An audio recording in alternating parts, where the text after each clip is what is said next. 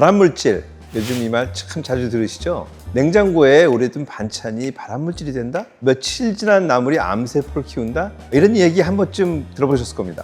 오늘 저는 그 반대 이야기를 하려고 합니다. 오래 둔 음식이 암을 만든다는 이야기가 아닙니다. 그건 지나친 말이고요. 며칠 보관한 국이나 나물이 곧 발암식품이 되는 것은 아니니까요. 그렇게 말하는 영상이 많은데 저는 그렇게 말씀드리지 않겠습니다. 그런데 마음 놓으셔도 된다는 뜻은 아닙니다. 잘못 보관한 음식이 실제로 일으키는 문제가 따로 있거든요. 바로 식중독입니다. 설사하고 토하고 탈수가 옵니다. 그리고 지금 항암 치료를 받고 계신 분이라면 그 한 번이 치료 일정을 바꿀 수도 있습니다. 그리고 딱 하나 정말로 암과 이어지는 것이 있습니다. 오늘 그거 하나는 정확하게 알려드리겠습니다. 어제 저녁에 끓인 그 국 상에 올려놓고 밥 다 드시는 동안 계속 식탁에 있었겠죠? 다 드시고 나서도 설거지 끝내고 나서야 냉장고에 들어갔을 겁니다. 아침에 무친 나물, 점심 지나서까지 싱크대 위에 있었을 겁니다. 반찬 가게에서 사온 밑반찬은 장 다 보고 집에 오실 때까지 장바구니 안에 있었을 거고요. 우리가 신경 쓰는 건 냉장고에 넣었느냐인데 정작 봐야 할 건 밖에 얼마나 있었고 안에 며칠 있었냐입니다. 오늘 제가 드릴 말씀은 무엇을 먹지 마시라 이런 얘기가 아닙니다. 핵심은 세 가지예요. 조리한 음식은 가능한 한 빨리 냉장하거나 냉동한다. 많은 양은 얕은 그릇에 놔서 담는다. 냉장한 조리 음식은 대체로 사흘에서 나흘 안에 먹는다. 이게 전부입니다. 장을 다시 보실 필요도 없고 돈이 드는 것도 아니에요. 우리가 마음만 먹으면 오늘 저녁부터 바꿀 수 있는 일입니다. 안녕하세요. 암007 암이랑의 김성현입니다. 저는 매일 암 환자분들을 봅니다. 그래서 오늘은 겁주는 이야기가 아니라 어디까지가 사실이고 어디까지가 과장인지를 구분해 드리려고 합니다.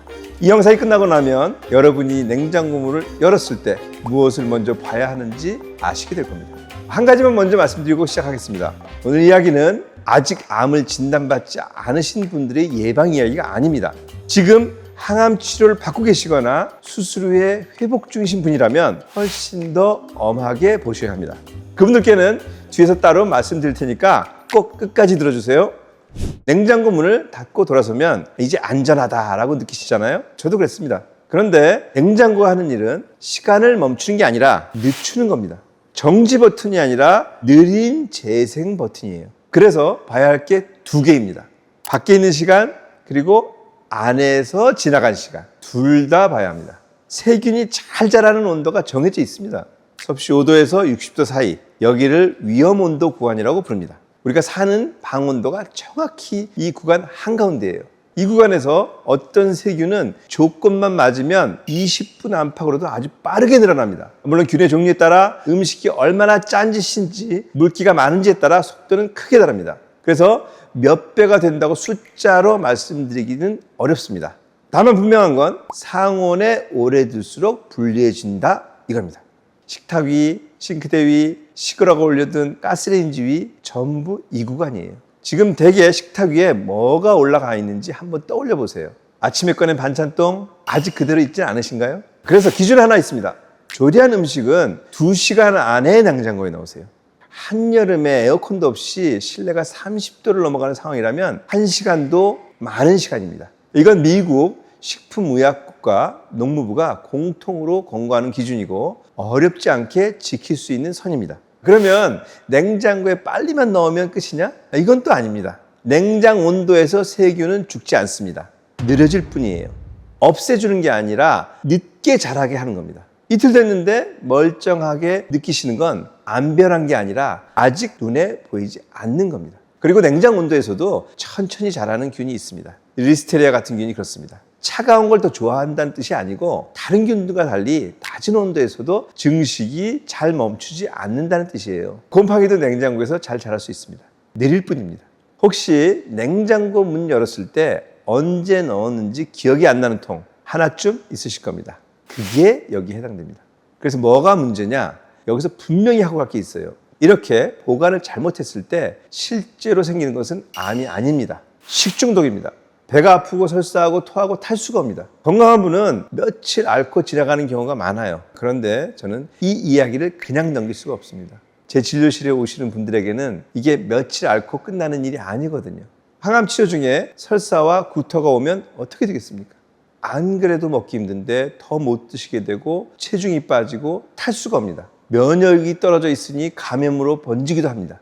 그러면 예정돼 있던 항암 일정을 미뤄야 해요. 치료가 한 번 밀리는 게 어떤 의미인지 겪어보신 분들은 아십니다. 반찬 한 통 아끼려다가 그렇게 되는 건 정말 안타깝잖아요. 그래서 오늘 규칙은 2개입니다. 빨리 넣고 오래 두지 마라. 우리 집 냉장고에 이 2개를 어디에 적용해야 하는지 보겠습니다. 보관 이야기를 하면 다들 재료 이야기를 하세요. 감자를 어디에 두느냐, 마늘을 어디에 두느냐. 물론 중요합니다. 그런데 제가 보기에 훨씬 더 자주, 훨씬 오래 반복되는 건 그게 아닙니다. 이미 조리해서 먹다 남은 것들입니다. 생각해 보세요. 감자는 일주일에 한두 번 사시죠? 그런데 먹다 남긴 반찬은 매일 냉장고에 들어갔다 나옵니다. 매일이에요. 제일 먼저 볼 건 반찬통입니다. 통째로 상에 올려놓고 온 가족이 각자 젓가락으로 집어먹은 다음에 그대로 뚜껑 닫아서 냉장고에 넣으시잖아요.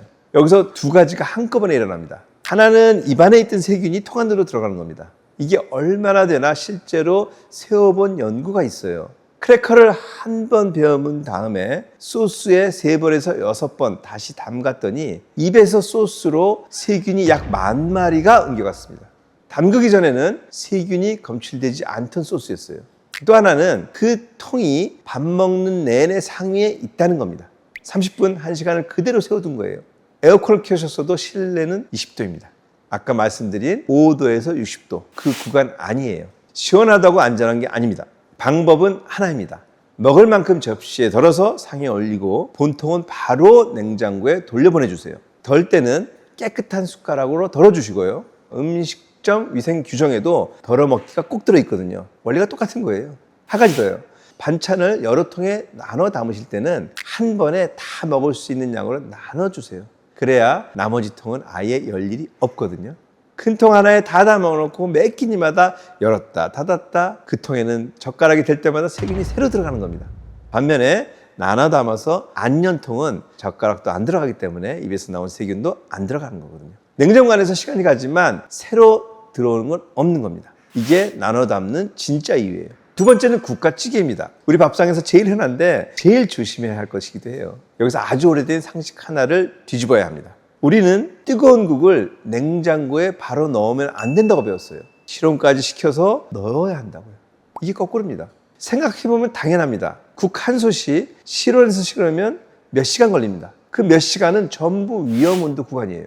그렇다고 큰 냄비를 통째로 냉장고에 넣으시라는 뜻은 아닙니다. 순서를 이렇게 잡아주세요. 국을 끓이셨으면 바로 아직 뜨거울 때 나눠 담으세요. 밥 먹고 나서 치우면서 담는 게 아니라 상 차리기 전에 먼저 한 끼에 드실 만큼만 통 여러 개에 나누시고요. 이때 얕고 넓은 통을 쓰세요. 이유는 있습니다. 뜨거운 채로 냉장고에 넣으셔도 통 가운데까지 차가워지는 데는 시간이 걸립니다. 깊은 통은 냉장고 안에서도 가운데가 몇 시간씩 미지근합니다. 그동안은 냉장고에 있어도 위험 구간에 있는 거예요. 얕고 넓은 통이면 그 시간이 훨씬 짧아집니다. 밥상에 올린 국은 따로 덜어서 그 그릇만 데우세요. 솥 전체를 다시 끓이지 마시고요. 왜 그런지 말씀드리겠습니다. 많은 분들이 이렇게 생각하세요. 좀 오래됐어도 팔팔 끓이면 괜찮지 않나? 세균은 죽잖아요. 네, 맞습니다. 세균은 죽습니다. 그런데 세균이 미리 만들어 놓은 독소 중에는 다시 끓여도 충분히 없어지지 않는 것들이 있습니다. 그래서 상온에 오래 뒀던 음식을 끓이면 괜찮아지겠지라고 되살리려고 하시면 안 됩니다. 가열은 세균을 죽이는 것이지 이미 생긴 독소를 없애주는 건 아니거든요. 기간은 이렇습니다. 조리한 음식은 냉장에서 사흘에서 나흘이 기준이에요. 그보다 오래 두실 것 같으면 아깝다 생각하지 마시고 처음 나눠 담을 때 몇 통은 아예 냉동실로 보내세요. 나중에 아까워서 얼리는 것보다 그게 훨씬 낫습니다. 3번째가 나물류입니다. 나물류도 똑같습니다. 무치자마자 냉장고에 넣으시고 먹을 만큼만 덜어 드세요. 일반 식품 기준으로는 조리한 음식이 사흘에서 나흘인데 저는 나물은 조금 더 보수적으로 2, 3일 안에 드시길 권합니다. 왜냐하면 물기가 많고 손이 여러 번 가는 반찬이기 때문입니다. 그리고 나물은 데워 먹으면 안 된다는 말 들어보셨을 겁니다. 그건 아니에요. 데우는 것 자체가 나쁜 건 아닙니다. 다만 아까 국에서 말씀드린 대로 덜어서 한 번에 데우고 남은 걸 다시 넣었다 빼지는 맛이라는 얘기예요. 나물은 그게 특히 잦거든요. 밥도 마찬가지입니다. 밥을 상온에 오래 두면 균이 자라고 독소가 만들어질 수 있어요. 그래서 남은 밥은 가능한 한 빨리 소분해서 냉장이나 냉동으로 보내세요. 밥솥에 오래 보내두는 것도 좋지 않습니다. 여기서 정리하면 이렇습니다. 냉장고에서 가장 먼저 살펴야 할 건 새로 사온 재료가 아니라 이미 한번 조리해서 며칠째 들어갔다 나왔다는 것들이에요. 그리고 대부분은 버리라는 얘기가 아니라 빨리 넣고 덜어 먹고 한 번만 데우고 사흘 안에 끝내면 되는 일입니다. 자, 여기까지 말씀드렸는데 아직 궁금한 게 남으셨을 겁니다. 제가 진료실에서 이 이야기를 하면 꼭 되돌아오는 질문들이 있어요. 5가지만 정리해 드리겠습니다. 첫 번째, 곰팡이 핀 부분만 도려내고 나머지는 먹어도 되나요? 여기서는 답이 갈립니다. 지금 항암 치료 중이거나 면역이 떨어져 계신 분이라면 곰팡이가 보이는 음식은 전부 버리세요. 예외를 두지 마세요. 이건 제가 환자분들께 늘 드리는 말입니다. 건강한 분들께는 식품안전지침에 예외가 있습니다. 단단한 치즈나 물기가 적은 단단한 채소는 곰팡이 자리에서 넉넉히 잘라내고 쓰셔도 된다고 되어 있어요. 그런데 빵, 조리해 놓은 음식, 무른 과일과 채소, 견과류, 곡물은 예외 없이 버리셔야 됩니다. 수분이 많은 음식은 곰팡이 뿌리가 눈에 보이지 않게 깊이 들어가 있거든요. 그리고 곰팡이 핀 음식은 냄새를 맡지 마세요. 호흡기에도 문제를 일으킬 수 있습니다. 확인해 보려고 코를 갖다 대시는 분들이 있는데 그러지 마세요. 자, 그럼 아까 말씀드린 그것, 정말로 암과 이어지는 것을 말씀드리겠습니다. 오래된 견과류와 곡물에서 생긴 곰팡이 독소입니다. 아플라톡신이라고 하는데요. 이건 국제암연구소가 1군 발암물질로 분류한 물질이고 표적은 간입니다. 오늘 제가 발암물질이라는 말을 정면으로 쓴 건 여기 하나뿐이에요. 그리고 여기서 1군이라는 말의 뜻을 짚고 가겠습니다. 이 말이 너무 쉽게 쓰이는데요. 1군은 얼마나 위험한지의 등급이 아니라 증거가 얼마나 확실한지의 등급입니다. 직접 흡연도 1군이고 대기 오염도 1군인데 폐암에 미치는 영향의 크기는 직접 흡연 쪽이 훨씬 크죠. 같은 급이라고 위험까지 같은 건 아니라는 뜻입니다. 그러니까 이렇게 생각하시면 됩니다. 어제 한 번 드셨다고 겁먹으실 일은 아닙니다. 대신 보셔야 할 건 이거예요. 이게 내 생활에서 얼마나 자주 반복되고 있느냐. 한 번의 노출이 아니라 몇 년, 몇십 년 쌓이는 게 문제거든요. 1군을 평생 한 번도 안 만나겠다는 게 아니라 내 삶에서 계속 반복되지 않게 하는 겁니다. 아플라톡신이 특히 중요한 이유가 하나 더 있습니다. B형 간염이 있는 분에게는 그 위험이 훨씬 크게 나타난 것으로 보고되어 있습니다. B형 간염 보균자시라면 오래된 견과류, 곡물은 특별히 신경 쓰셔야 합니다. 곰팡이 독소는 열에 강해서 집에서 하는 조리로는 없앨 수 없습니다. 그러니까 견과류 봉지를 열었을 때 쿰쿰한 냄새가 나거나 쓴맛이 돌면 아까워하지 마시고 버리세요. 이건 도려내는 문제가 아닙니다. 두 번째는 얼려두면 안전한 거 아닌가요? 먼저 안심하실 얘기부터 하겠습니다. 영하 18도씨 이하로 제대로 얼린 음식이 냉동실 안에서 상해서 문제가 생기는 일은 거의 없습니다. 그런데 크게 오해하시는 게 하나 있어요. 냉동은 세균을 죽이는 게 아니라 잠재우는 겁니다. 얼리면 활동을 멈추는데 해동되면 다시 깨어납니다. 그리고 더 중요한 건 이미 만들어지는 독소는 얼려도 그대로 남는다는 거예요. 그러니까 냉동은 되돌리는 게 아니라 멈추는 겁니다. 상하기 직전에 아까워서 얼리면 그 상태가 그대로 보관되는 거예요. 얼린 뒤에 좋아지는 건 없습니다. 조건이 붙습니다. 아깝다 싶을 때 얼리는 게 아니라 아직 멀쩡할 때 나눠서 날짜를 적어서 얼리는 것. 날짜가 정말 중요합니다. 언제 넣었는지 모르면 얼리기 전에 어떤 상태인지 모르는 거니까요.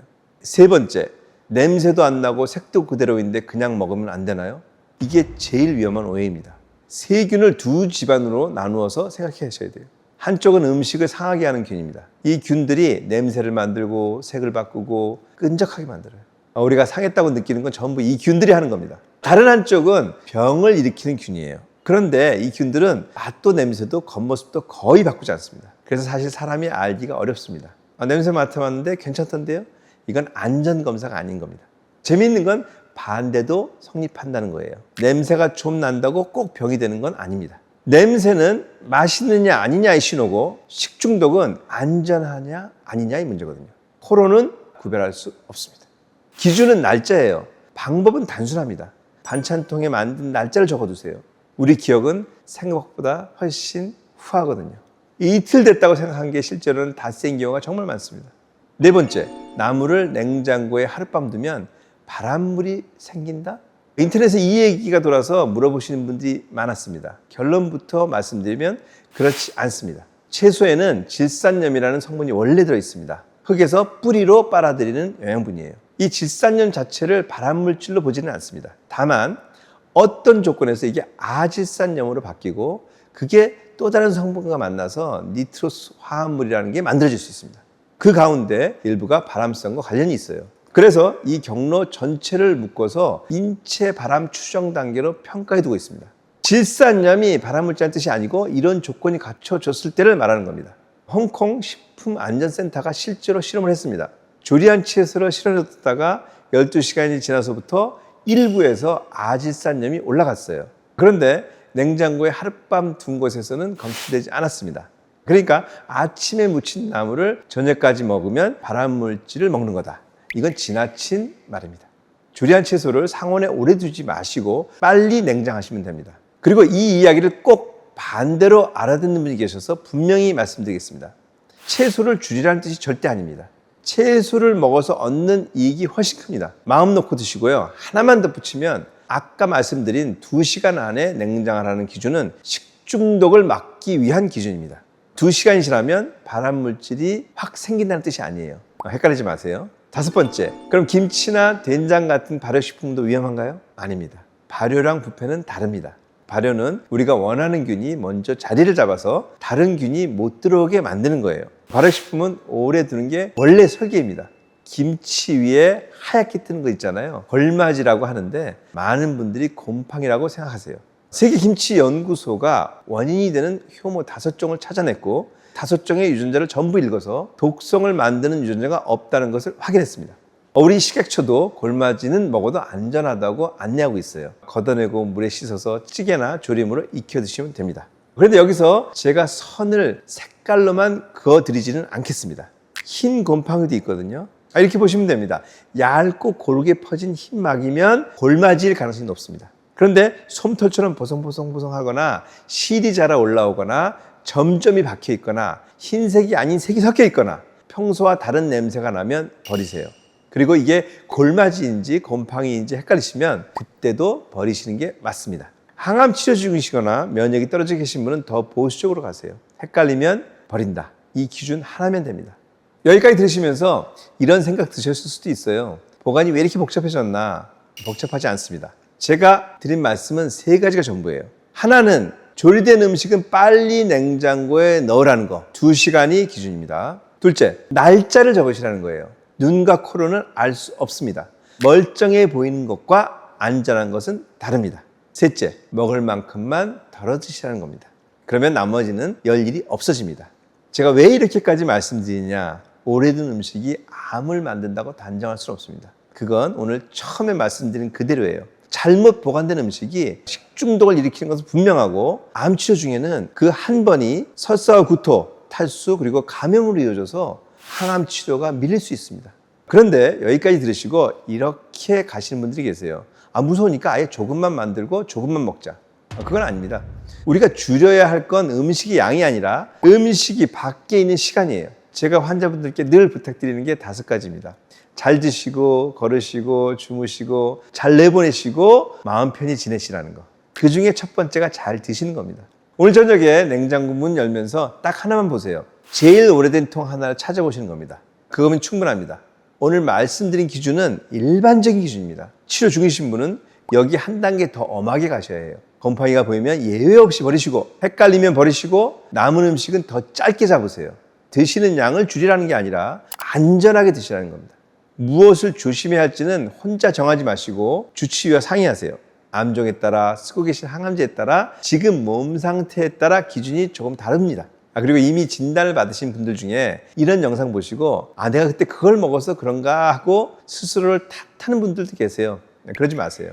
오늘 이야기는 원인을 찾는 이야기가 아닙니다. 앞으로 어떻게 드실지에 대한 이야기예요. 암은 벌이 아닙니다. 오늘 이야기가 도움이 되셨다면 구독과 좋아요 눌러주세요. 그리고 부모님이나 가까운 분 중에 아까워서 음식 못 버리시는 분 한 분쯤 떠오르실 겁니다. 그분께 이 영상 하나 보내주세요. 그게 제일 큰 도움이 됩니다. 우리가 할 수 있는 일을 하고 안 되는 건 같이 찾아보면 됩니다. 저는 옆에 계속 있겠습니다. 환자가 포기하지 않으면 의사도 포기하지 않습니다. 김선만이었습니다.